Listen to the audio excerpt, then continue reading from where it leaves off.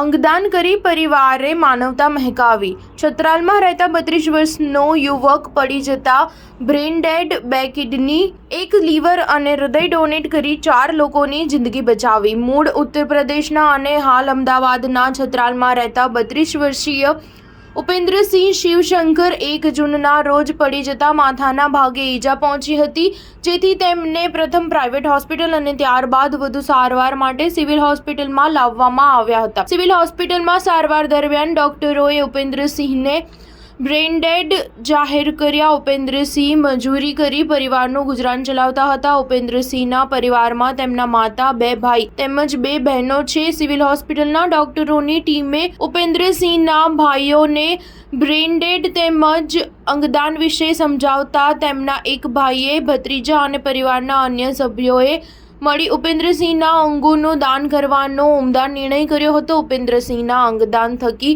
2 kidney, 1 liver તેમજ 1 હૃદયનું દાન મળ્યું છે। Ahmedabad civil hospital superintendent doctor Rakesh જોશીએ જણાવ્યું હતું કે ઉપેન્દ્રસિંહના અંગદાનથી મળેલ કિડની તેમજ લીવરને સિવિલ મેડિસિટી કેમ્પસની જ કિડની હોસ્પિટલના જરૂરિયાતમંદ દર્દીઓમાં પ્રત્યારોપણ કરવામાં આવશે તેમજ હૃદયને યુએન મહેતા હોસ્પિટલમાં જરૂરિયાતમંદ દર્દીમાં પ્રત્યારોપણ કરી કુલ 4 લોકોની જિંદગી આપણે બચાવી શકીશું। સિવિલ હોસ્પિટલ દ્વારા આરંભાયેલ અંગદાન મહાદાનથી અત્યાર સુધીમાં કુલ 155 અંગદાતાઓ થકી કુલ 501 અંગો તેમજ 4 સ્કિનનું દાન મળેલ છે, જેના થકી 485 વ્યક્તિઓને જીવદાન મળ્યું છે। સ્ટાર ન્યૂઝ 7 હંમેશા સચ્ચાઈની સાથે।